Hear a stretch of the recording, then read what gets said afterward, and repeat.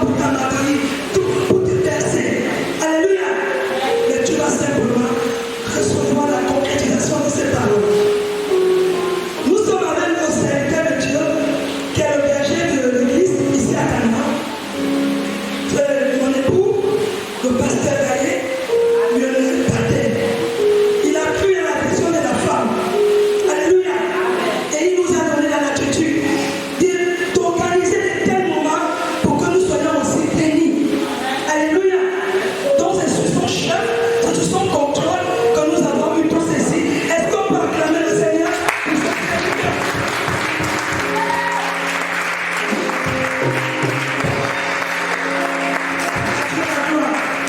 On ne vient pas honorer un homme.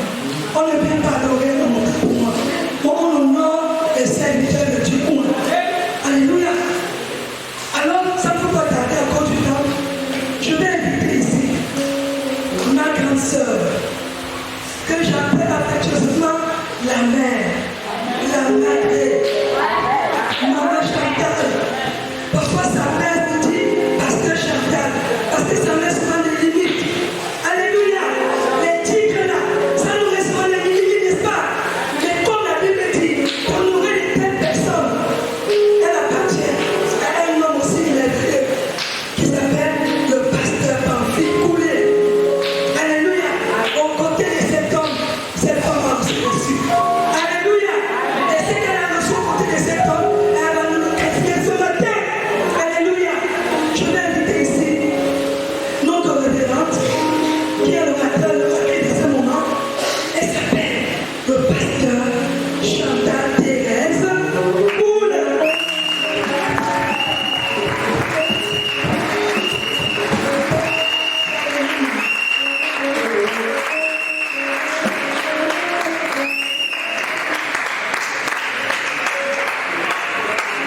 Alléluia.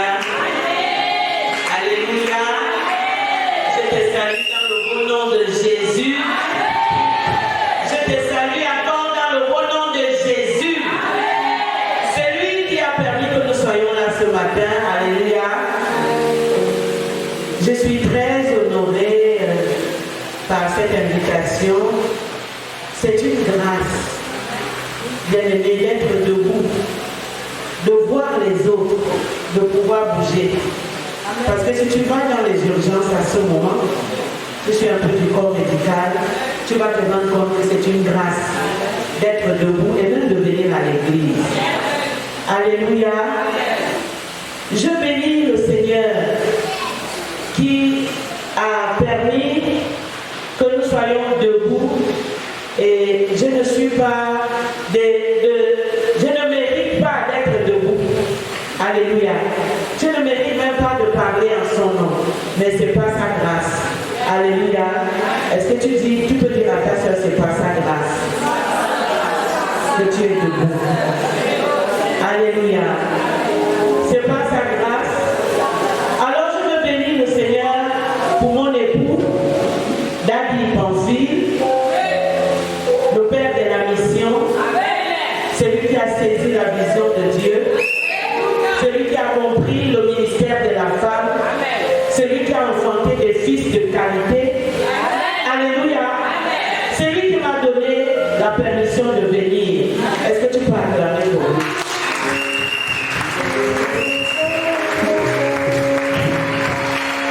Si je suis mère, c'est parce qu'il y a un père. Alléluia. Nous, on n'est pas des... je crois que tu comprends. Et je bénis le Seigneur pour ce fils. C'est un jeune homme. Excusez-moi, je vais parler ce matin. C'est un jeune homme qui avait la possibilité de faire sa vie comme il entendait. De s'acheter les voitures comme il voulait. De voyager quand il voulait. Mais qui a été saisi par Jésus. Et qui, lorsque Jésus l'a saisi, il s'est laissé séduire. Parce qu'il y a des gens, Jésus le saisit, il glisse. Alléluia. Mais lui, il n'a pas glissé, il s'est laissé saisir par Jésus. Alors il a fait de Jésus son Seigneur. Il a fait de Jésus son Seigneur, son Sauveur, son Maître. Et il a dit, Seigneur, je te servirai. Et lorsqu'il a dit, je te servirai,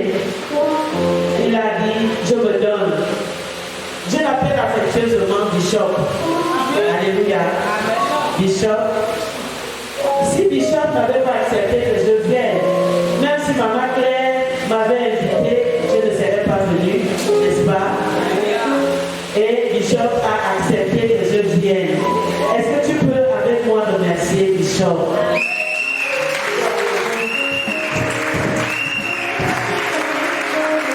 C'est pas fini. Bien aimé, il ne faut pas vous laisser influencer par les heures de commandement. Il y a des gens qui disent, je vais ouvrir l'église fait le bruit. 2 heures après, l'église ferme. Alléluia. Mais si tu vois une personne, 2 personnes se rassemblent lundi, ils se rassemblent mercredi, dimanche après dimanche, les personnes grandissent, les personnes se marient, les enfants naissent, il faut comprendre que cette personne-là a été choisie par Dieu. Alléluia. Donc je veux te dire que si tu es ici, tu as l'habitude de mépriser Bishop, je pense que tu ne comprends rien. Et je confesse que pendant cette conférence, ce séminaire, tu vas bien comprendre les choses. Alléluia. Merci Bishop. Merci mon fils. Alléluia. Je veux que tu bénisses avec moi une femme. Dis avec moi une femme. Pas n'importe quelle femme. Alléluia. Une femme qui aussi a saisi Christ. Elle s'est laissée saisir. Et elle est influencée par le Saint-Esprit. Et le Saint-Esprit lui a mis à cœur d'organiser ce séminaire.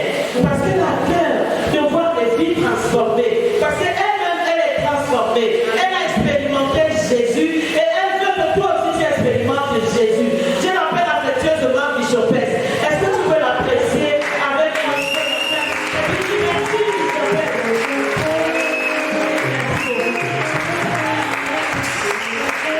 Je ne suis pas en train de faire le théâtre. La Bible dit d'honorer de telles personnes. Il faut apprendre, nous aussi nous devons apprendre à honorer de telles personnes. Amen, amen. Je veux saluer une équipe choc.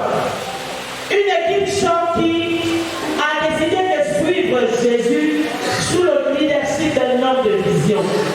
Lorsqu'il faisait chaud, ils étaient là sous le soleil. Lorsqu'il pleuvait, ils pataugeaient dans la boue.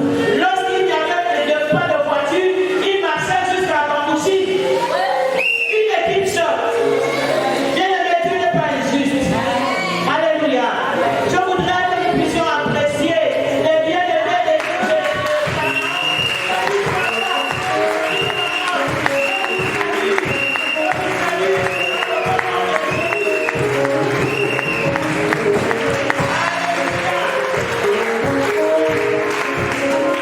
Je vous respecte, fidèles de Canaan. Alléluia. Je veux aussi te saluer, toi qui es venu ce matin ou qui est là depuis vendredi et qui a compris que le Seigneur t'appelait. Tu as accepté de venir assister à ces moments. Tu ne comprends pas trop bien pourquoi les gens crient, pourquoi les gens chantent, mais bientôt tu comprendras parce que tu es déjà dans le programme de Dieu. Je t'adresse la bienvenue au nom de la mission de l'Église des disciples. Bien aimé, je ne suis pas venue seule. Je suis venue avec une femme de distinction. Alléluia. Tu ne peux pas servir Jésus si tu n'as pas une histoire avec lui. Tu ne peux pas le suivre si tu n'as pas une histoire. Amen. C'est une jeune femme que Jésus a saisie aussi, qui a accepté de suivre Jésus, qui ne ménage aucun effort pour l'œuvre de Christ, qui a pris cette donnée tout entière à Jésus. Alléluia. C'est notre centre maison, c'est notre centre missionnaire. Elle va partout avec sa BMW. Amen. Double pied. Amen, amen. Et c'est notre centre. Avant de passer au temps de parole de la parole, je voudrais vous présenter la missionnaire Sophie.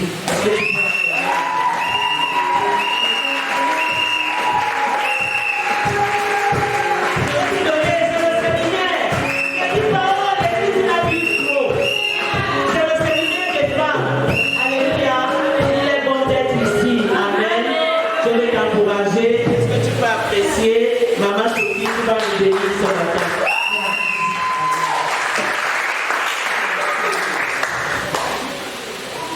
Alléluia. Bonjour. Je suis très contente d'être là. Et je rends toute la gloire au Seigneur qui me tient debout. Est-ce que vous pouvez m'aider à acclamer Jésus? Pardon, devant-nous. Alléluia. Hey, Seigneur, merci. Merci, Père. Je veux faire quelque chose ce matin. Peut-être que ça va t'étonner, mais s'il te plaît, fais-le. Est-ce qu'il y a des couples ce jour-là dans la salle? Est-ce qu'un mari peut se rapprocher de sa femme et lui faire un bisou? C'est très important, s'il vous plaît. Faites-le pour la gloire de Jésus. Est-ce qu'un mari peut se rapprocher? Je dis bien un mari. Alléluia. Je ne parle pas du copain. Je parle du mari. Alléluia. Alléluia. Gloire à toi, Seigneur. Le Dieu des familles. Le Dieu de la Genèse. Alléluia. Alléluia. Vous comprenez pourquoi je dis que l'homme part? Parce qu'il est écrit, l'homme quittera son père et sa mère. Alors c'est lui qui quitte et qui va s'attacher. Alléluia. Pourquoi? Parce que c'est une grâce que d'être marié. Un mari, qu'il soit court, qu'il soit grand, qu'il soit gros, qu'il soit mince, qu'il soit pauvre, qu'il soit riche, c'est une bénédiction que de l'avoir. Alors si tu le reconnais, s'il te plaît, ovationne le roi des rois. Merci Seigneur.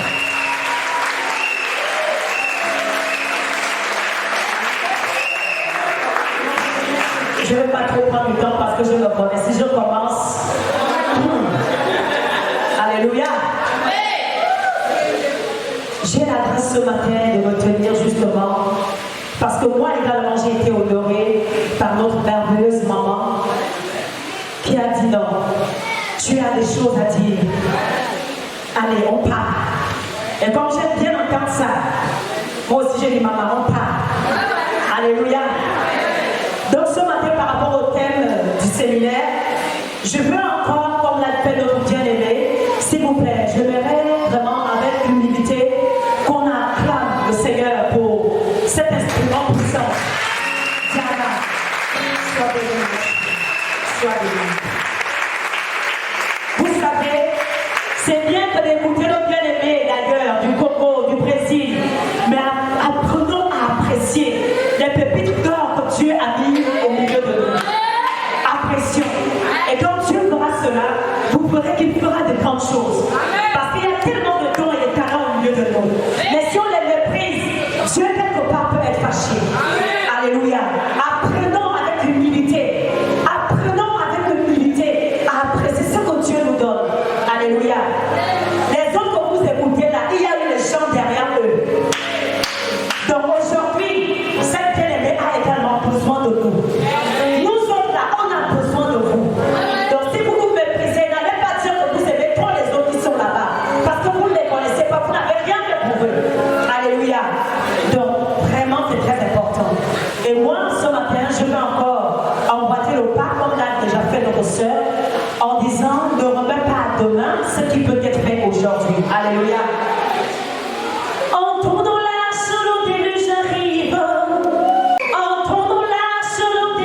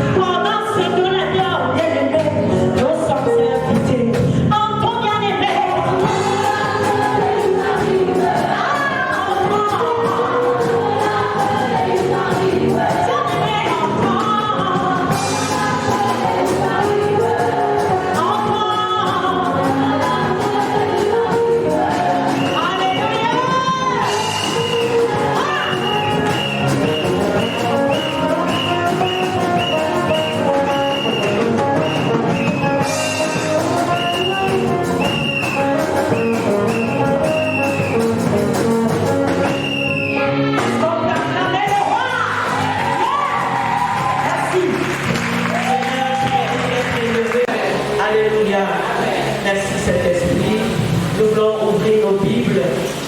Nous voulons ouvrir nos Bibles. Nous sommes dans le premier livre de la Bible. Le premier livre de la Bible. Nous sommes dans Genèse. Genèse au chapitre 26. Genèse 26, les versets 12 et 13. Genèse 26, versets 12 et 13.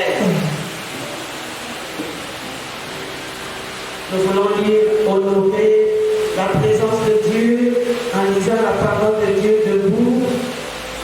Pendant que tu seras debout, le Seigneur va enlever tout ce qui dérange dans les pieds, les genoux. La prose va partir au nom de Jésus. Nous lisons la parole de Dieu ensemble dans Genèse chapitre 26, les versets 12 et 13. Nous lisons. Isaac sema dans ce pays et il recueillit cette année le centuple, car l'Éternel le bénit. Cet homme devint riche et il alla en s'enrichissant de plus en plus jusqu'à ce qu'il devint fort riche. Amen. Amen. Est-ce que tu peux t'asseoir et dire bonjour à la bien-aimée ou bien-aimé qui est à côté de toi? Tu peux dire tu as bien fait d'être là.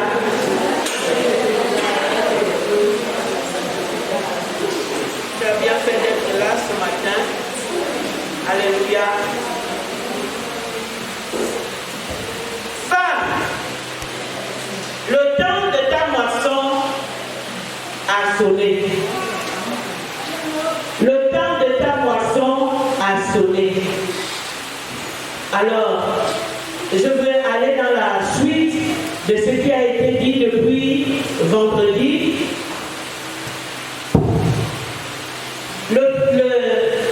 L'une autre version nous dit, la version de semeur, il est écrit, Isaac fit des semailles dans le pays et récolta cette année-là le centuple de ce qu'il avait semé. L'Éternel le bénissait. Isaac devient un personnage important. Son importance s'accrut encore et il devint même un homme très puissant. Alléluia. Je vais essayer, en tant qu'enseignant, de décortiquer les thèmes qui sont dans notre thème. Les thèmes qui sont là. On parle de femme. Femme. La femme ici, comme le sexe féminin, celle qui est capable de porter la vie. La vie peut être physique. Il y a des mamans qui ne portent pas la vie, ne font pas de bébés physiquement, mais qui portent des bébés spirituellement. Amen. Alléluia. Et nous connaissons dans nos familles des mamans qui n'ont pas accouché, mais qui se sont occupées des enfants des autres. Alléluia. Donc on parle là de cette femme, celle qui est capable de porter la vie, celle qui est capable de prendre soin. Ça c'est une dimension. Nous prenons également la dimension spirituelle. La dimension spirituelle ici, la femme, on pourra parler de l'Église. L'Église qui est l'épouse de Christ. Alléluia. Et la Bible dit que nous sommes l'épouse de Christ. L'Église est l'épouse de Christ. Donc ce matin, lorsque la parole est donnée, ne te dis pas non, ça concerne les femmes. Moi je ne suis pas femme. Cette parole-là nous concerne, nous tous. Que tu sois femme physiquement, que tu sois femme spirituellement, c'est-à-dire l'épouse de Christ qui est l'Église. Amen. Alléluia. Amen.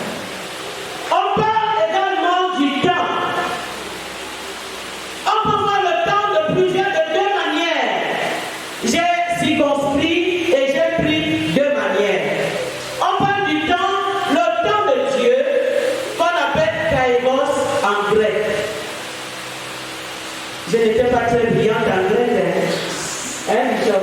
j'étais à l'Institut, mais ce sont des mots qui m'ont marqué, Kairos. Kairos, c'est le moment choisi par Dieu lui-même pour accomplir sa volonté. C'est Dieu qui choisit ce temps-là pour accomplir sa volonté. Et par ce temps, il manifeste sa gloire. Il fait quelque chose. On dit dans le temps, au début, au commencement, Dieu créa. N'est-ce pas? C'était le temps de Dieu. Et ce temps est toujours d'actualité aujourd'hui. Le temps de Dieu n'a pas de limite. Pour ceux qui font les mathématiques, il va de moins l'infini à plus l'infini. Ça, c'est le temps de Dieu qui n'a ni début ni fin. Mais il y a aussi le temps des hommes, qu'on appelle le chronos. Quand on va dire top chrono, on va courir, on va regarder combien de temps tu as mis. Ça, c'est le temps des hommes. Et c'est un temps qui est une période qui est marquée par les heures, les jours et les nuits. Les heures, les jours et les nuits. Donc un jour, une semaine, un mois, une année, ça c'est le temps selon les hommes. Et c'est un temps qui marque les saisons. Alléluia. Ça c'est le temps selon les hommes. Je suis toujours en train de planter le décor. On parle de la récolte. On dit femme, le temps de ta récolte a sonné. La récolte, c'est quoi la récolte? Et nous, on sait, nous sommes ici en Afrique centrale. Et en Afrique centrale, on fait des semailles. C'est quoi la semaille? C'est lorsqu'on va planter. On a par exemple des boutures de manioc qu'on enfouit au sol. Ça c'est le temps des semailles.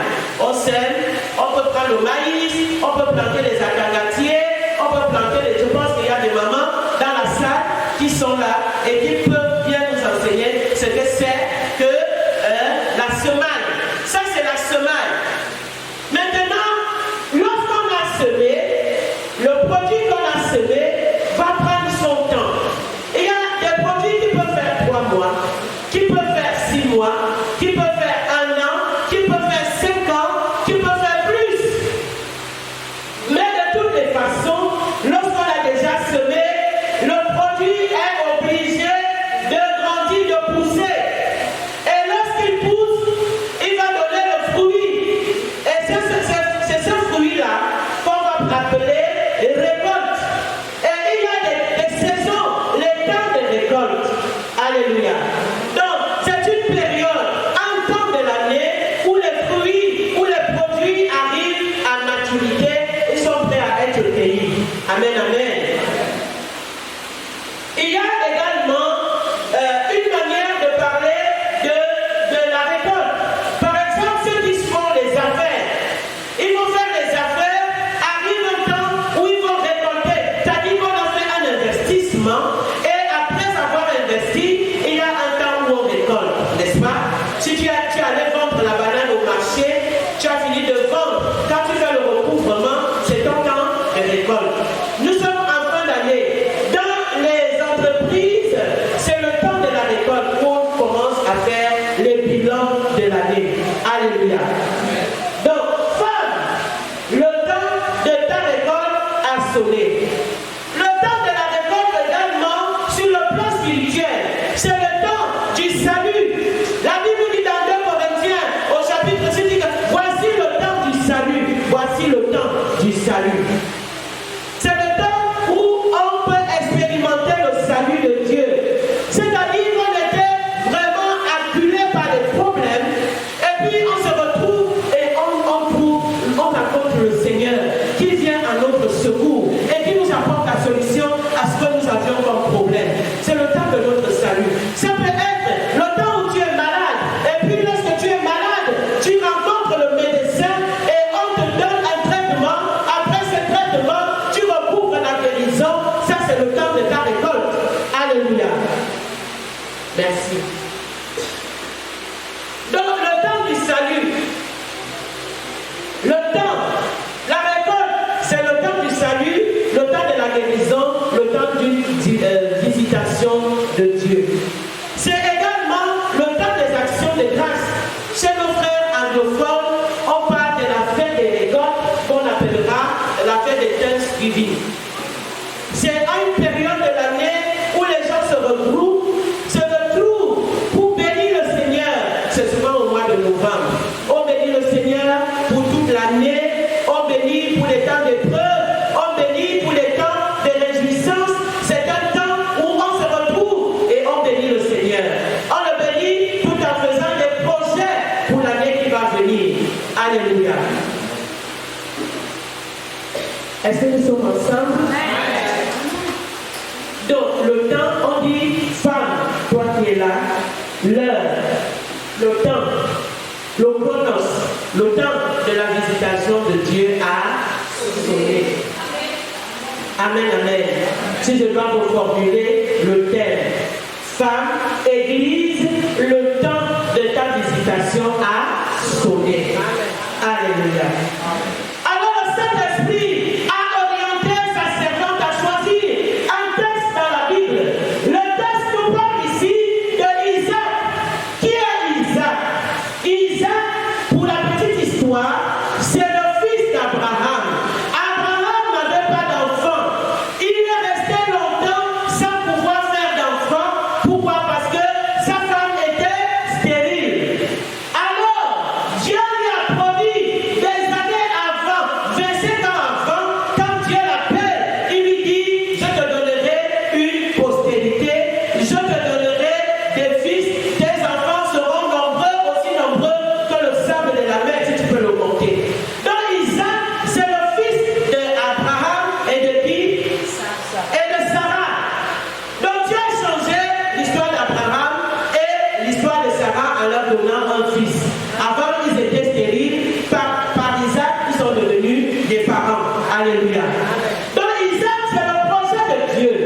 Lorsqu'Isaac, le père d'Isaac est parti, il est mort. Isaac est resté. La Bible nous dit que dans le pays où Isaac était, il y avait la famille. Lorsque nous lisons le premier verset de ce chapitre 26, on nous parle du fait que Isaac était dans une contrée où la famille sévissait. Je ne sais pas si tu as déjà eu faim, mais chez nous ici, en Afrique centrale, on ne connaît pas ce qu'on appelle vraiment la faim. Alléluia. Parce que tu peux avoir faim le matin, le soir tu as quelque chose à manger. Et même si tu n'as rien à manger, tu peux avoir de l'eau à boire. Mais lorsqu'il y a la famine, lorsqu'il y a la sécheresse, il n'y a ni eau ni nourriture. Donc tu te lèves le matin, il n'y a rien à manger, tu ne sais comment tu vas faire. Et si tu as des enfants, c'est encore compliqué. Parce que les enfants viendront te dire, maman, on a faim, qu'est-ce qu'on peut manger? Tu ne sais comment faire. Donc Isaac, le fils de la promesse, se retrouve dans une contrée où il y a la famille. Bien aimé, la Bible nous dit qu'il est arrivé au pays de Guérar, chez les Philistins. Les Philistins c'était un pays limitrophe, un endroit où il n'était pas loin du pays de Isaac. Donc il est parti de chez lui et il est arrivé chez les Philistins. Et là où il arrive chez les Philistins, l'endroit là, il était où il y avait aussi le désert. Je ne sais pas qu'est-ce qui se passe. Je ne sais pas si toi aussi, tu vis un certain désert. Et rien ne marche. Tu essaies d'entreprendre. Rien ne marche. Tu essaies de faire des projets. Rien ne marche. Tu essaies d'entreprendre. Rien ne marche. Et même si tu essaies même de faire des efforts, rien ne marche. Dans les relations, ça ne marche pas. Dans l'entreprise, ça ne marche pas. Et c'est vraiment compliqué. Donc Isaac, qui était un enfant de la promesse, se retrouve dans un endroit où tout était désert. Bien aimé, les temps de la famille, on dit ici que Guérar, c'était un endroit désertique. Un endroit désertique, c'est quoi le désert? Moi, on ne connaît pas le désert, mais j'ai déjà un peu expérimenté le désert en partant au Tchad. Nous ici, quand tu marches, c'est normal de voir les arbres. C'est normal de voir les herbes qui sont vertes. Mais dans le désert, quand tu regardes de loin, il n'y a même pas un seul arbre. Donc il s'est fait imaginer. Il n'y a pas un seul arbre là. Donc quand tu vois l'arbre, c'est un événement. C'est vraiment, waouh, tu vas être impressionné de voir l'arbre. Donc Isaac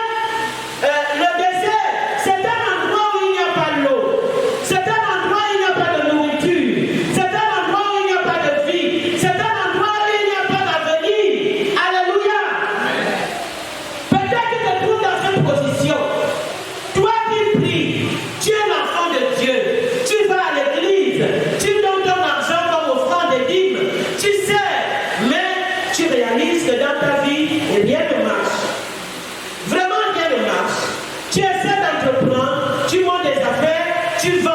Les gens prennent des choses à crédit, ils ne payent pas. Et lorsque les gens ont pris à crédit, ton commerce est déjà menacé. Tu essaies de monter des projets, mais tu rencontres des obstacles. Bien aimé, à ce niveau, on ne peut pas faire autre chose que de chercher à trouver d'autres moyens. Donc Isaac s'est retrouvé à Guérard.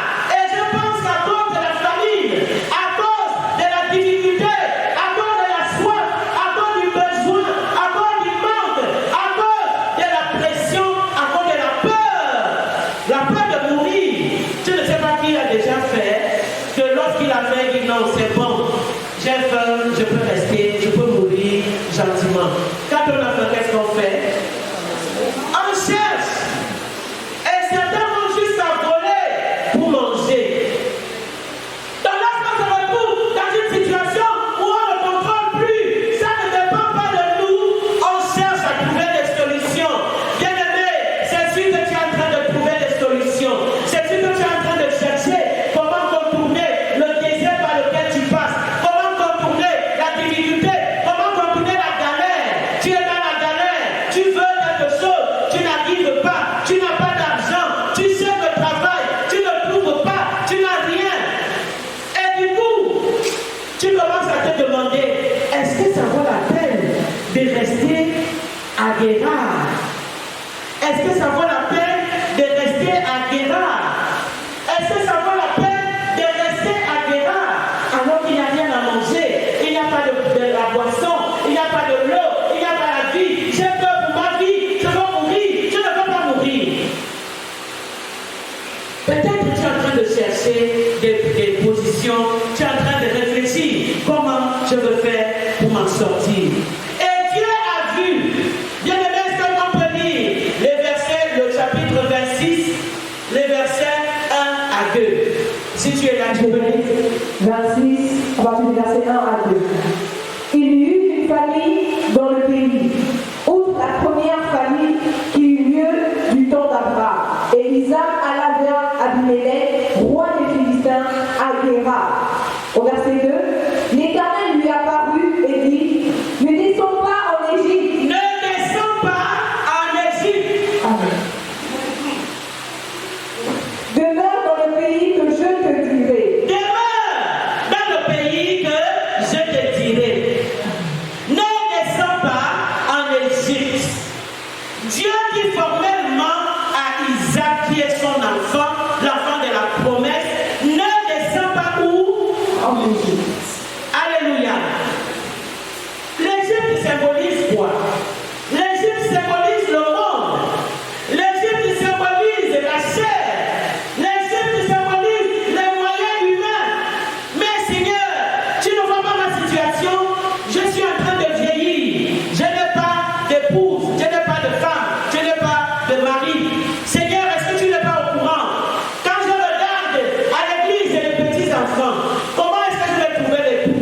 Seigneur, j'ai fait l'école, mais quand je regarde, j'ai déposé les dossiers, on ne m'appelle pas, je n'ai personne pour me faire aller entrer dans un bureau. Seigneur, je n'ai personne.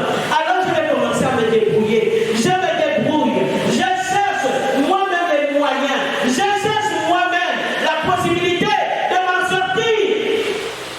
Mais Dieu dit à Isaac, ne descends pas. Ne descends pas. Alléluia. Ces paroles s'adressent à toi.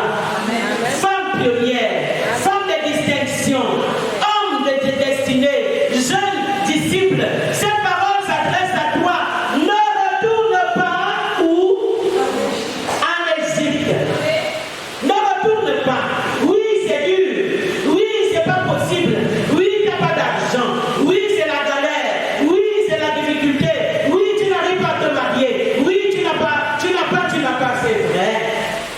Mais Dieu te dit formellement, ne rentre plus où? Dans le monde. Amen. Ne repars plus où? Dans le monde. Le monde, c'est ce que tu as promis. Lorsque tu as donné ta vie à Jésus, tu as dit, je ne veux plus du monde. Je donne ma vie à Jésus. Je fais de Jésus mon Dieu. Alors, Jésus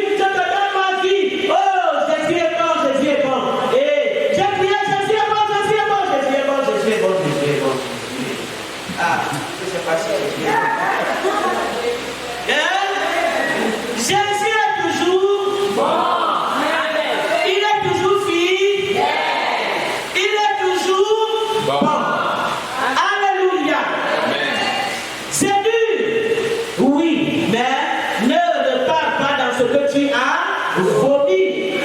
Tu as vomi le monde. Tu as vomi la chair. Tu as vomi le compromis du monde. Tu as vomi ce que le monde t'a fait. Parce que le monde, c'est le mensonge. Tout ce qui est dans le monde, c'est le mensonge. C'est le faux. C'est le mensonge. Le faux, le vraisemblable. Tu avais déjà décidé de vomir. Alors, ne pas plus manger ce que tu as vomi. Ne repars plus. Si tu avais le projet, si tu avais déjà contacté, tu avais déjà des rapports très étroits avec certains mondains où vous partez jouer au ballon, après c'est que le ballon ça prend au bar, après le bar on va commencer à aller en boîte. Dieu te dit formellement, ne descends pas. Alléluia. Ne descends pas.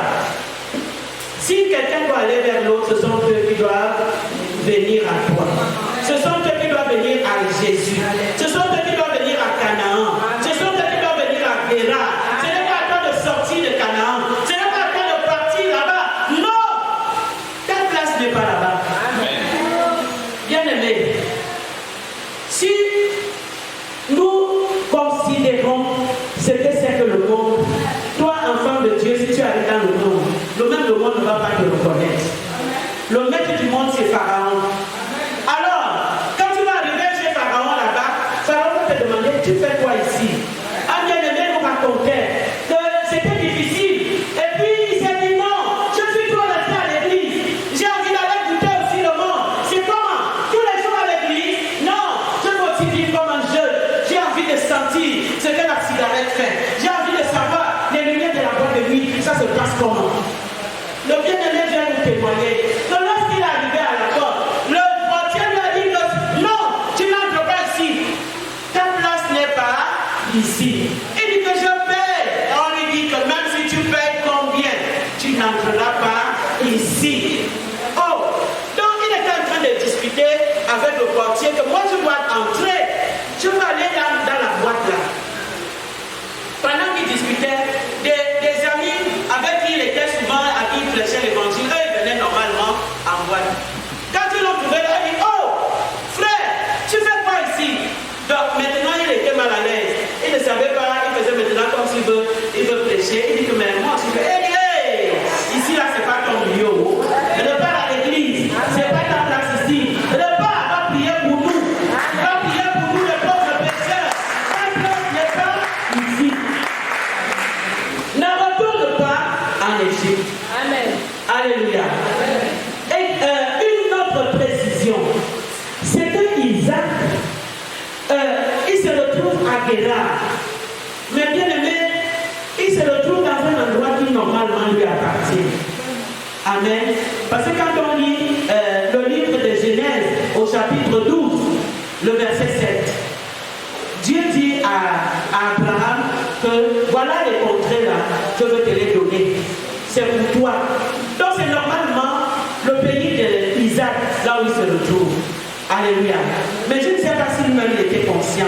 Ou bien comme Abimelech était déjà là, il s'est dit non, peut-être que Dieu aussi a parlé, mais l'endroit là ne m'appartient pas. Donc là où Isaac se retrouve, c'est chez lui.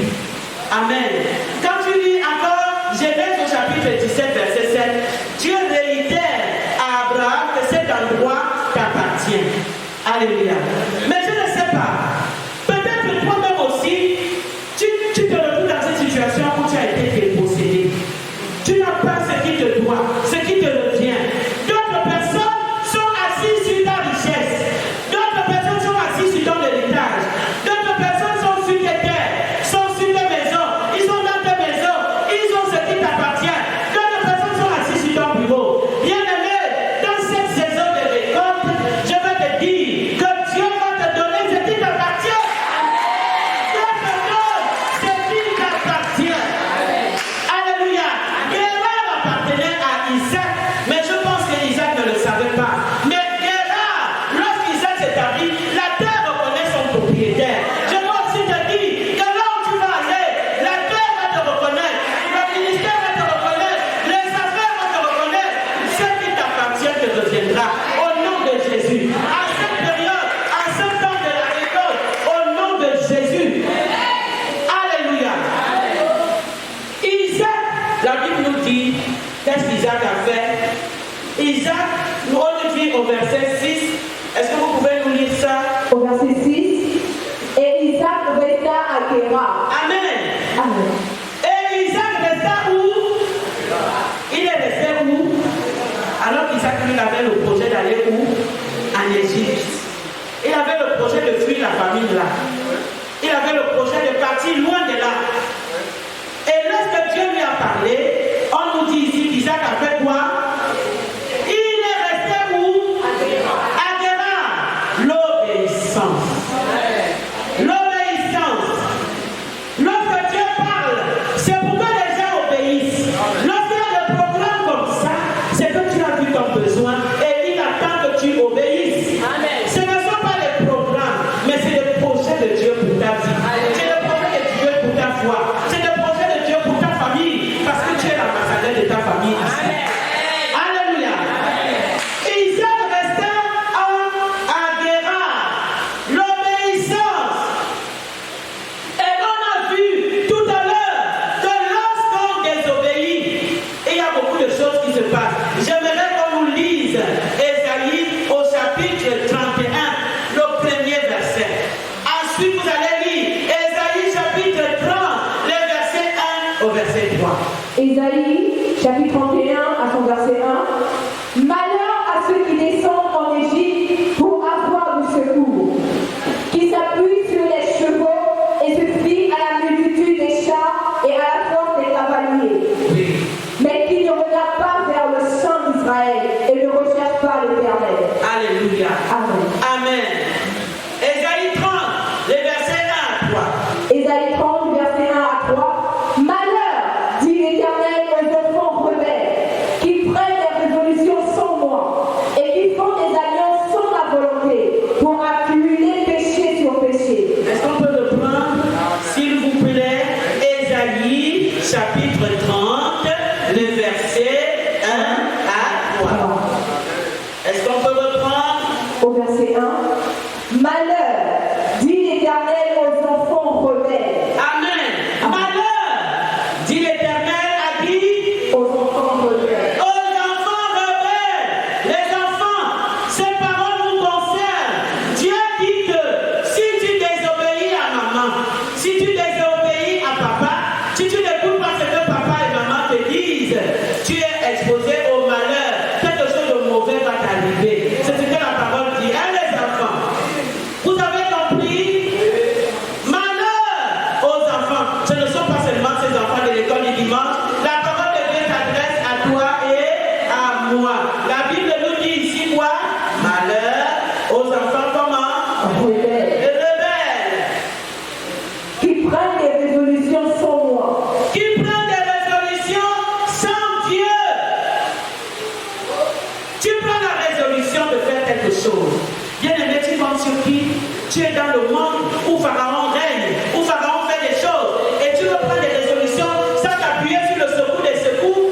Sur qui tu t'appuies? Qui est pour toi? Qui va te défendre? Malheur aux enfants rebelles qui prennent des résolutions sans qui? L'Éternel. Sans l'Éternel. Alléluia. Est-ce qu'on peut continuer? Et qui font des alliances sans ma. Malheur à qui? Celui qui prend des résolutions. Tu prends la résolution d'aller faire quelque chose, d'aller investir avec des paliers. Tu vas d'abord demander à Dieu? Non.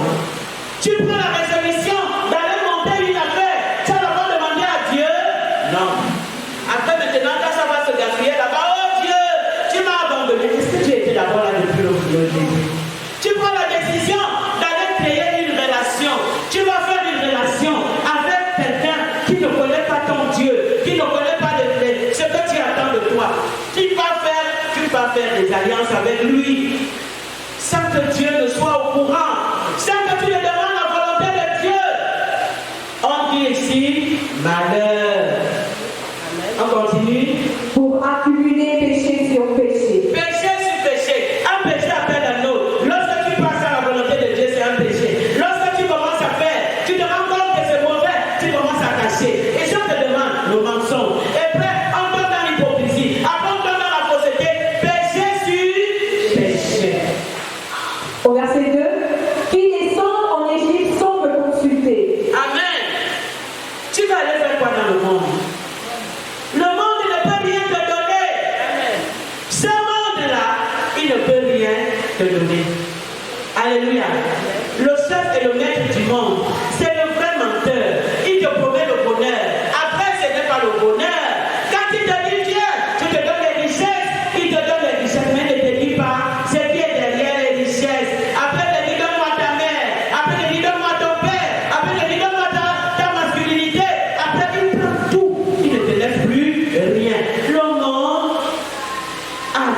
confusion. Au verset 2, qui descendent en Égypte sans me consulter pour se réfugier sous la protection de Pharaon. Oui. Et chercher un abri sous l'ombre de l'Égypte. Oui. Au verset 3, la protection de Pharaon sera pour vous une honte. Une honte. La protection de Pharaon sera quoi? Une honte. Hey, est-ce que tu peux semer là-bas? Quand il y a déjà la honte, est-ce que tu peux encore? Hey, tu ne peux pas récolter. Tu ne peux pas récolter. Lorsque tu passes semer là-bas, tu ne peux même pas récolter. Parce que ça va être de la honte. Ça va être de la confusion. Tu as fait les affaires avec des païens qui sont malhonnêtes. Ils te bouffent ton argent en te regardant en face comme ça. Hein? Oh! Le monde a ses règles. Le monde des pharaons ont leurs règles. Et tu vas aller te réfugier sous leur abri. Ce n'est pas possible. Amen. La protection de Pharaon sera pour vous quoi? Une honte. Et l'abri sous l'ombre de l'Égypte, une ignominie. L'ignominie ici, c'est la confusion. Hey! Seigneur, le secours et l'aide ne peut venir que de l'Éternel. Isaac se retrouve dans un endroit, il a le choix, soit de partir en Égypte, soit de rester à Guérar. Alors Isaac décide de ne pas désobéir. Alléluia. Parce que la désobéissance apporte quoi? C'est le péché et la mort. Amen. La désobéissance et le monde apportent quoi? La confusion et la honte. C'est ça. Donc, si tu sèmes la désobéissance, tu vas faire quoi? Récolter quoi? La désobéissance. Si tu sèmes l'obéissance, tu vas récolter quoi? La bénédiction. Si tu sèmes la chair, tu vas récolter la corruption. Mais si tu sèmes l'obéissance, le service, tu vas récolter. Alléluia. Tu vas récolter.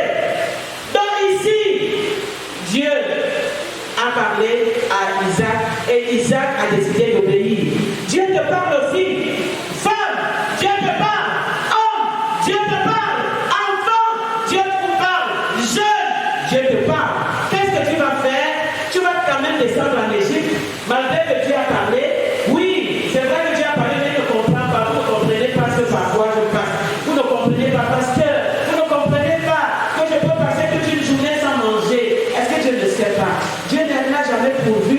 Tu n'as jamais expérimenté Dieu. Tu n'as jamais vu Dieu à l'œuvre dans ta vie. Isaac, lui, il a choisi de faire quoi? D'obéir. On dit que Isaac a choisi d'obéir. Je voudrais que tu saches qu'il y a une loi ou bien un principe des semailles. Il y a le principe de quoi? Les semailles. Dans le principe des semailles, ce que tu sèmes, tu vas le moissonner. Amen. Si tu sèmes le maïs, est-ce que c'est possible que tu as semé le maïs? Tu as mis le maïs, les grains de maïs en terre. Et quand tu vas aller récolter, tu trouves des atangas. Hein? Tu as déjà vu ça? C'est votre nature. Alléluia. La loi et le principe des semailles, c'est que ce que tu as semé va nécessairement produire. Alléluia. Ce qu'on sème, on le récolte nécessairement. C'est vrai que dans la récolte, il y a des petites récoltes. Il y a des récoltes qui sont petites, ou peut-être le fruit n'est pas bon, ce n'est pas beaucoup. Et il y a des récoltes qui sont abondantes, mais c'est quand même la récolte. Alléluia. Donc en ce temps, le Saint-Esprit veut que tu puisses récolter. Lorsque tu commences à mettre quelque chose en terre, le processus de la récolte a commencé. Lorsque tu commences à semer, le processus de la récolte a commencé. Lorsque tu commences à faire des choix, le processus de la récolte a fait quoi? A commencé. Et donc nous sommes dans la saison. Si tu sèmes la désobéissance, tu vas récolter la confusion. Si tu sèmes la méchanceté, tu vas récolter. Si tu sèmes la rébellion, tu vas récolter la confusion. Mais si tu sèmes l'évangile, si tu pars prêcher l'évangile, tu vas semer quoi? Les âmes. Si tu sèmes l'évangile, notre évangéliste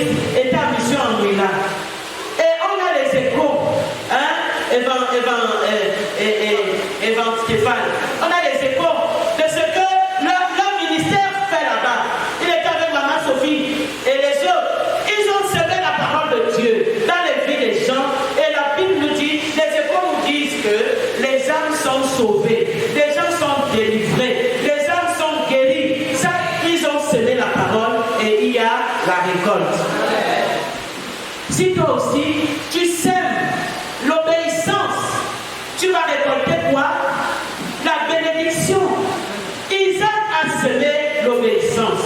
Il a obéi. Le moment où Isaac a obéi, il n'est pas allé en Égypte. Sa saison de récolte avait commencé. Alléluia. Donc ta saison de récolte aussi a déjà commencé. Donc tu sèmes le service à l'église. Tu sèmes le service, tu récoltes la bénédiction. Tu sèmes l'argent, tu sèmes la dîme, l'offrande, tu récoltes aussi l'argent. Avec Dieu, il n'y a pas rien de se perd. Tu sèmes l'amour, tu récoltes l'amour. Tu sèmes l'indifférence, tu récoltes l'indifférence. Tu sèmes le sacrifice, tu récoltes le fruit des sacrifices. Tu sèmes l'avarice, quand tu ne donnes rien à Dieu, parce que les gens ont dit que les hommes de Dieu aiment voler. Tu dis que oui, mais le pasteur aussi va voler. Il va voler quoi? Qu'est-ce que les hommes de Dieu peuvent même voler? Mais si tu décides de s'aimer dans l'obéissance là, tu sers les hommes de Dieu, tu offres, tu donnes tes sacrifices, tu donnes tes actions de grâce, tu donnes ta dîme, tu ne vois plus Dieu. Pour Dieu c'est le 10%.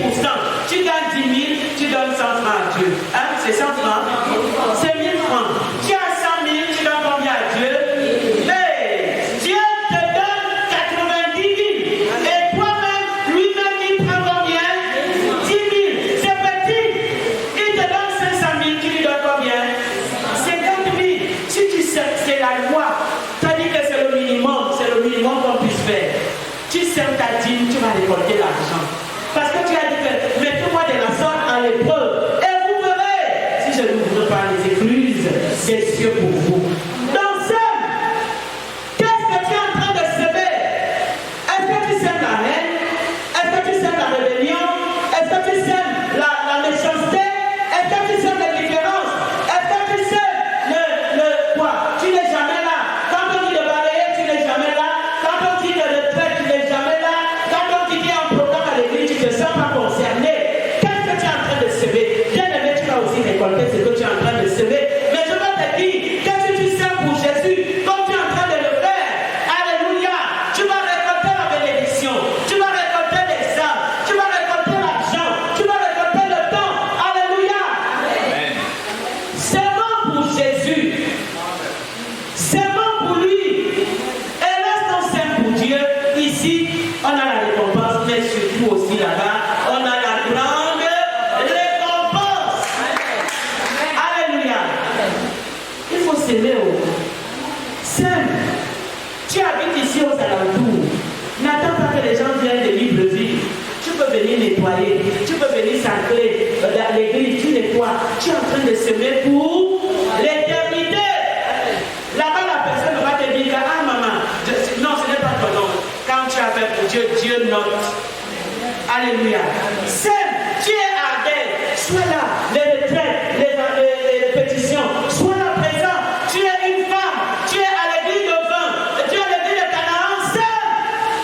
Sèmons pour Jésus. Nous avons besoin de s'aimer pour pouvoir récolter.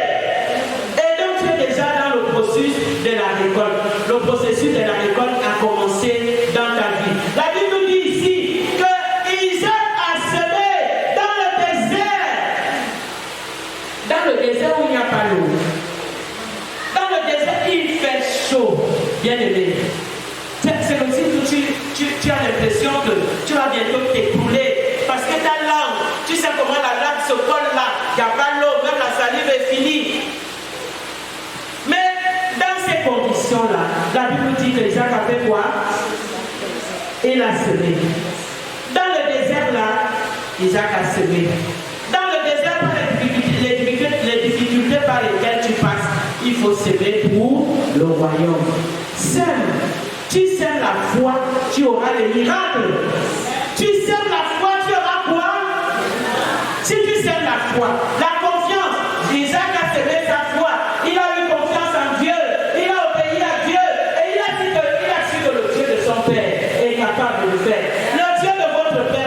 fera pour vous. Alléluia. Le Dieu qui change les temps et les circonstances. Alors Dieu a changé la circonstance de qui? D'Isaac. Isaac était pauvre. Isaac n'avait rien. Il a semé. Bien aimé, il a semé. Quand on sème, c'est le labeur. Hein? Il fait chaud, il y a des mouches, on n'a rien à manger. Jamais quand on sème, on est content. Et c'est pour ça que la Bible dit dans le psaume 126 que quand les gens sèment, ils sèment quoi? Avec des larmes. On sème souvent avec des larmes. Mais on moissonne avec quoi? Des cris de joie. Alléluia. Isaac a semé dans le désert. Est-ce que tu peux imaginer ça? Que quelqu'un va semer, la rue là elle-même mouillée. Sur le goudron, il a semé, cassé. C'est celui qui n'avait rien à manger. C'est celui qui n'avait pas les vêtements. C'est celui qui n'avait pas le téléphone. C'est celui qui n'avait pas un carnet d'adresse. C'est celui qui avait beaucoup de choses qui lui manquaient. Mais Isaac a dit, Dieu m'a dit de rester, alors je reste.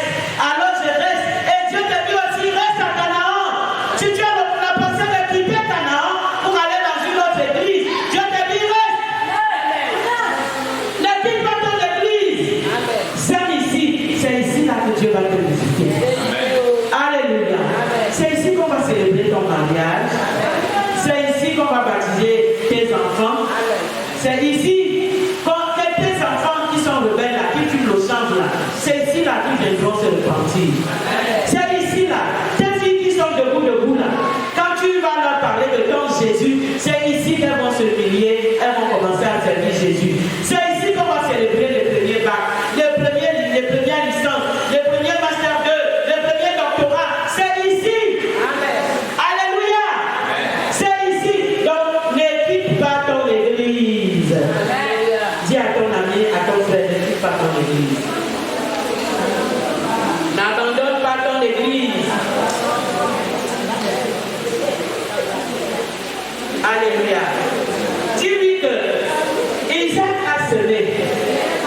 Et il a récolté quoi? Au centuple de ce qu'il a semé. Le centuple, c'est quoi? 100 fois 100 de ce qu'il a semé. Donc s'il a semé un grain a donné 100. Et combien? 100. S'il a semé 10 grains, ça donne combien? Ça donne. Donc c'est un principe de multiplication. Le principe de multiplication. Isaac a semé. Et il a récolté quoi? Au centuple. Et dans ma version ici, je crois que j'ai noté quelque part la version de semeur. La version de semeur nous dit quoi? Isaac fit des semailles dans le pays et récoltait cette année-là le centuple de ce qu'il avait semé. L'Éternel le bénissait.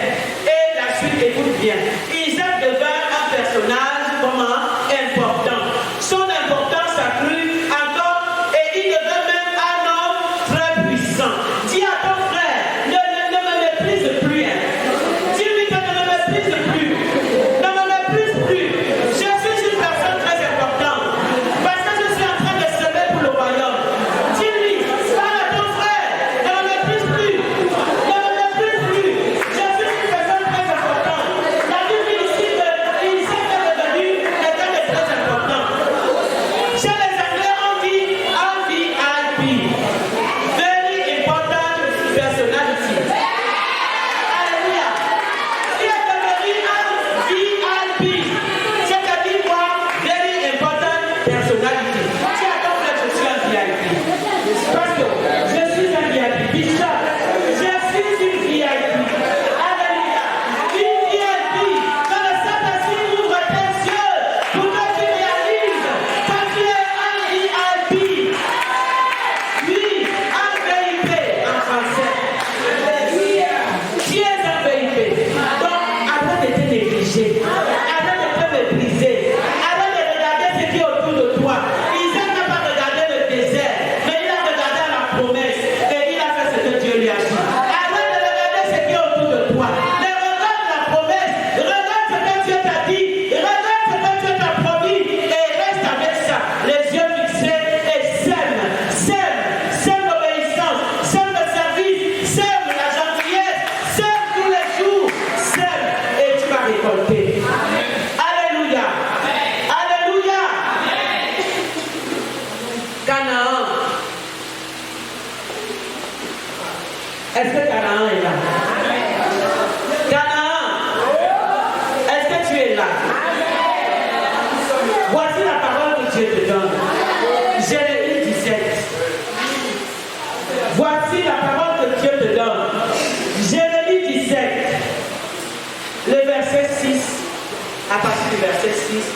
jusqu'au verset 8. À partir du verset 7 jusqu'au verset 8. Jérémie 17. Béni soit l'homme qui se confie dans l'Éternel. Amen. Et dans l'Éternel est l'espérance. Amen. Au verset 8. Il est comme un arbre planté près des eaux et qui étend ses racines vers le courant. Il n'aperçoit point la chaleur quand elle vient et son feuillage reste vert. Dans l'année de la sécheresse, il n'a point de pain et il ne cesse de porter du fruit. Et il essaie de porter du fruit. Le processus de Dieu, de la loi de la semence a commencé.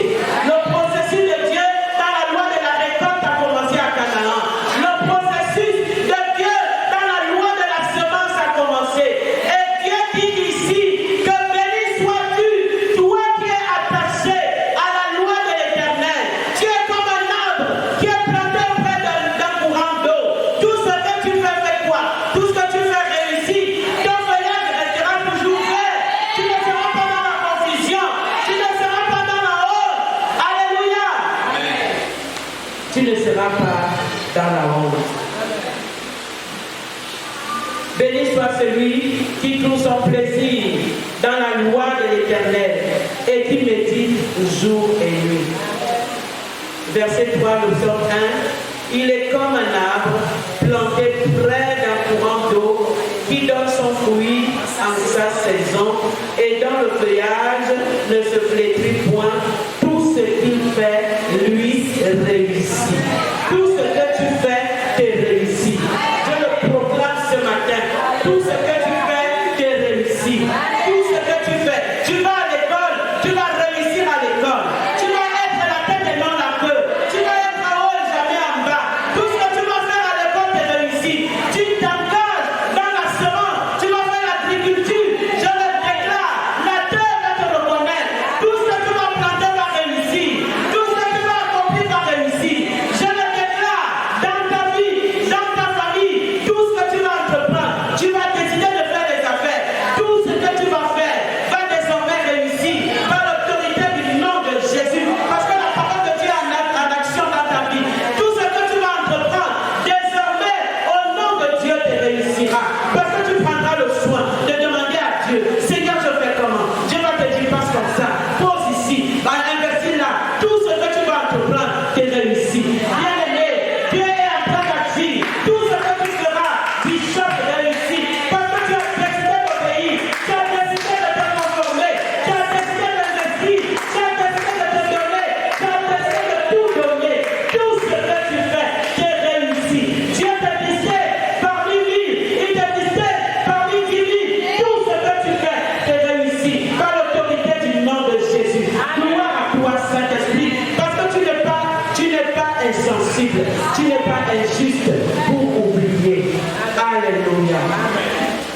Alléluia. Est-ce qu'à la fin, tu peux lire avec moi Hébreux au chapitre 6, verset 10? Est-ce que nous pouvons nous lever? C'est la parole de la fin. Hébreux chapitre 6, verset 10.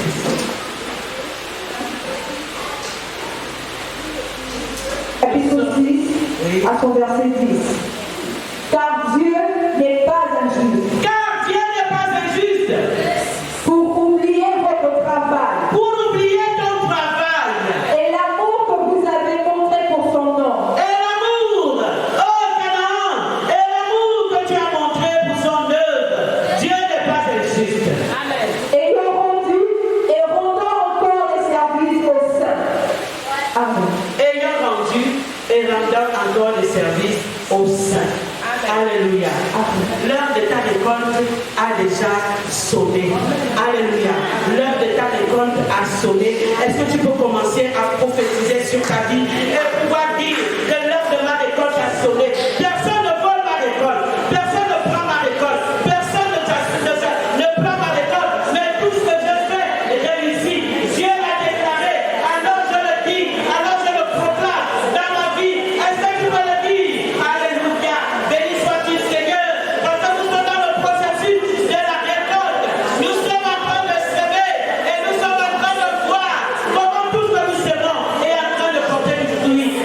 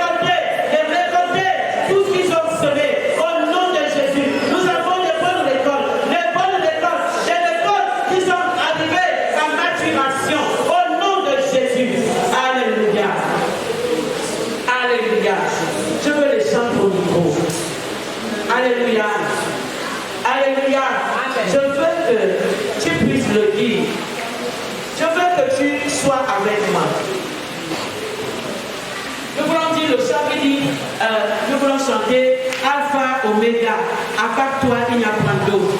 Peut-être avant tu as semé, tu n'as pas récolté. Ou tu as récolté, c'était le mauvais fruit. Mais je voudrais qu'à partir de ces moments, dis avec moi, à partir de ces moments, à partir de ce séminaire, à partir de ce temps, que la récolte soit productive, que la récolte soit la bonne récolte. Donc la récolte est aussi la bonne semaille. Alors que je sais ce qui est bien. Alors déclare-le, déclare dans ta vie, dans le nom de Jésus.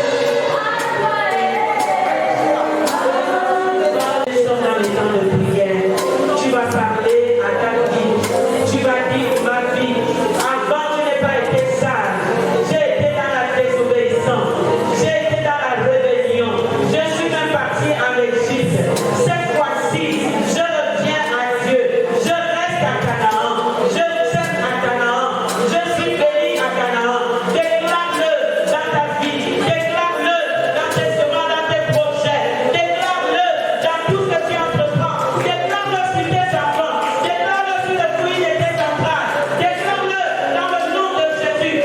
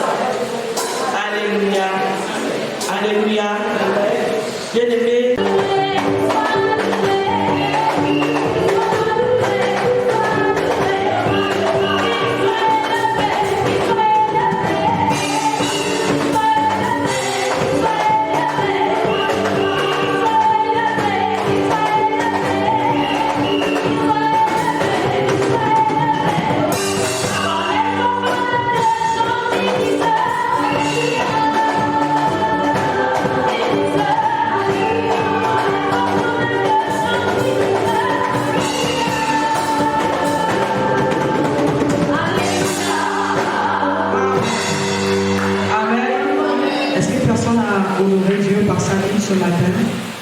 Alléluia. Personne. Gloire à Dieu. Nous allons prier pour les enfants, en même temps prier pour la fin. Amen. Nous voulons ce matin voir quelque chose de très spécial, quelque chose de très particulier. Vous savez, quand les mamans sont en cuisine, il y a quelque chose qui se prépare. Et les mamans de Canaan sont des femmes de distinction. Donc elles se distinguent. Vous voyez là, la distinction, là, vous allez la voir. Pendant que les mamans sont en train de s'apprêter, amen, les mamans s'apprêtent pour quelque chose de spécial. La régie aussi, pendant qu'elle s'apprête, nous voulons prier pour les personnes qui ont pris un an de plus pendant cette semaine. Il s'agit de maman Marlise, de la sœur Andrea et du frère Timothée, s'ils peuvent s'approcher, s'il vous plaît.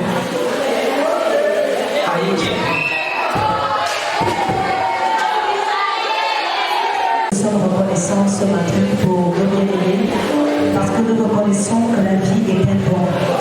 Alors que ce matin nous sommes là, il y a plusieurs pères qui voudraient être à notre place. Seigneur, tu leur as donné la vie et jusqu'aujourd'hui tu les as gardés. Seigneur, merci parce que d'autres à la naissance retournent à toi. Mais si elles ont pu avoir l'âge qu'elles ont aujourd'hui, c'est parce que tu l'as bien donné. Nous prions au Éternel, qu'alors que tu les as gardés jusqu'aujourd'hui, qu'elles demeurent dans la foi, Seigneur. Qu'elles demeurent dans ta joie, dans ta paix, telle que nous l'avons entendu aujourd'hui. Qu'elles ne repartent pas, Seigneur, en Égypte, car oui, c'est à Béra que tu as décidé, Seigneur, de les bénir. Nous te disons merci, Papa, pour la santé que tu donnes. Nous te disons merci, Seigneur, oui, pour la récolte qui est fructueuse. Et merci parce que, Seigneur, nous le croyons. Avec elle, nous te sommes reconnaissants pour ce que tu fais maintenant dans le nom puissant de Jésus. Amen. Amen. Les sœurs sont parties, elles ne veulent pas danser. C'est pas grave. Est-ce que les mamans sont prêtes?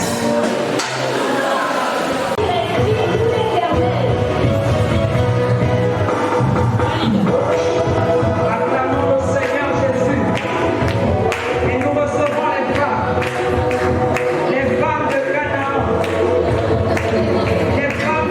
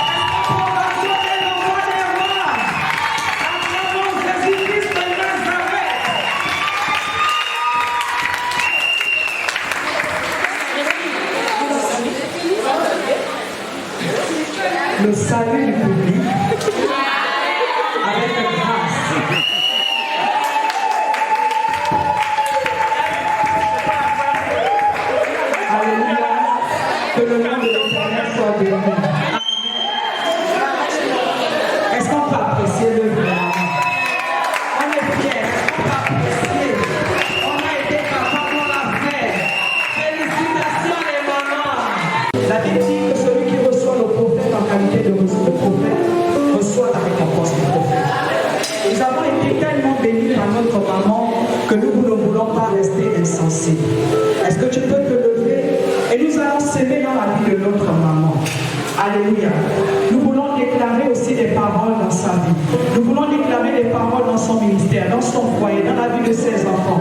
Est-ce qu'on peut se lever et proclamer dans la vie de maman Chantal une saison nouvelle dans le nom de Jésus et le bon au bois.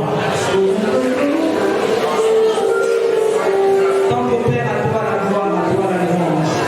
Merci pour la saison de l'école dans la vie de tes servants. Merci, Éternel des armées, parce qu'elle sème la disponibilité, elle sème l'amour, elle sème l'évangile, et ce, quel que soit les temps et les circonstances. Seigneur, merci parce que les flots, Éternel des armées, qu'elle a vu aujourd'hui s'accomplir dans sa vie. Sa récompense sera grande, non pas au centime de le Seigneur, Éternel des armées, au-delà, dans le nom de Jésus. Nous te bénissons, Seigneur, parce que pendant qu'elle sème, Éternel, dans le désert, Seigneur, Éternel des armées, sa récompense qui vient de sa gloire. Seigneur, ne permets pas, Éternel des armées, aux yeux de ta servante manque de quelque chose. Toi, tu es le pourvoyeur par excellence. Merci de bénir sa vie. Merci de bénir sa santé. Merci de bénir son foyer. Merci de bénir son ministère. Merci de bénir ses enfants. Merci de bénir ses projets. Merci de l'exaucer. Au-delà, Seigneur, dans le nom de Jésus. Merci, Saint-Esprit. Est-ce qu'on peut acclamer le roi des rois, le Seigneur des seigneurs? Il y a une joie au village. Je ne sais pas si, parce qu'il y a l'abondance, on ne cherche pas. Amen. Et ce soir, je ne sais pas, les femmes ne sont pas dans, je ne sais pas, il y a quelque chose qui manque. Hein, Marie, il y a quelque chose qui manque. Alléluia. Il y a quelque chose qui manque. Amen. J'ai juste d'abord besoin des mamans, seulement les mamans, les bonnes. Seulement les mamans. Si tu n'es pas maman, reste assise. Les mamans seulement.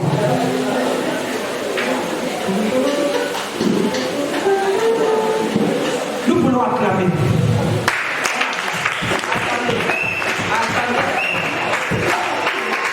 Ça a été difficile. Ça n'a pas été facile. Pour certains, les enfants sont tombés malades. Pour d'autres, il y avait tellement de complications, mais ça s'est fait. Oui. C'était le désert, mais ça s'est fait. Ce matin, je vois des Isaac. Non, ce matin, je vois des Isaac.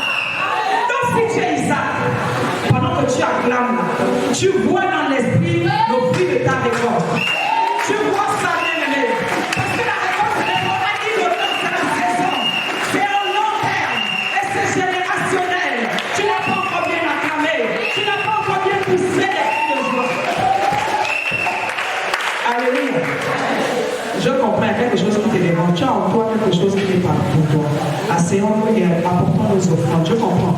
Vraiment, excusez-moi, vos excellences, les récolteurs. Je vous comprends. Est-ce qu'on peut apprêter nos dîmes et nos offrandes sur la conduite d'Adèle, s'il vous plaît?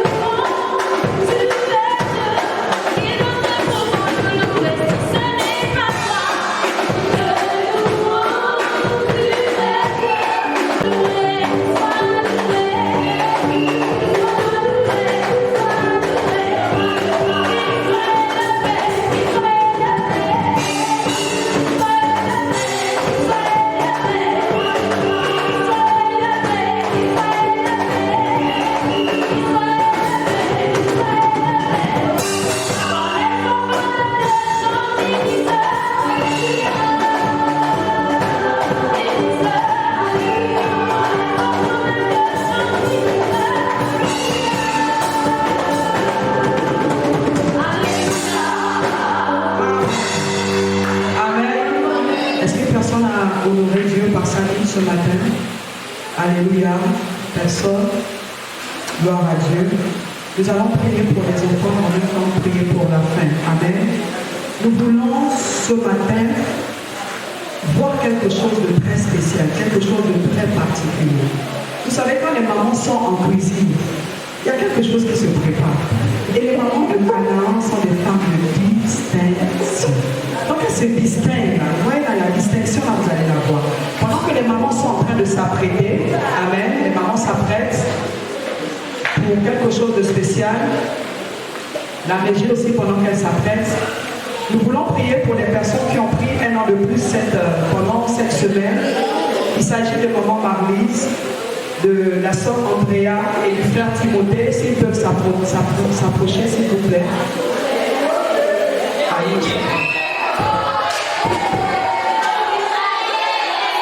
Nous sommes reconnaissants ce matin pour nos bien-aimés parce que nous reconnaissons que la vie est un don. Alors que ce matin nous sommes là, il y a plusieurs pères qui voudraient être à notre place. Seigneur, tu leur as donné la vie et jusqu'aujourd'hui tu les as gardés. Seigneur, merci parce que d'autres à la naissance retournent à toi. Mais si elles ont pu avoir l'âge qu'elles ont aujourd'hui, c'est parce que tu l'as bien donné. Nous prions au Éternel, qu'alors que tu les as gardés jusqu'aujourd'hui, qu'elles demeurent dans la foi, Seigneur.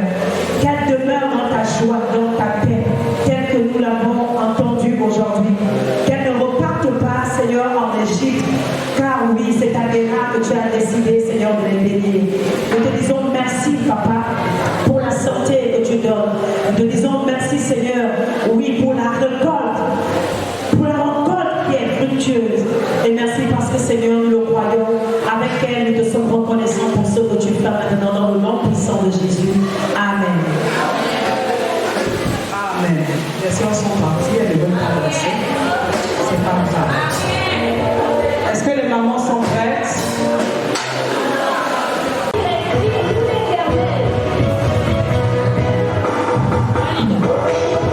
Acclamons le Seigneur Jésus. Et nous recevons les femmes de Canaan, les femmes pionnières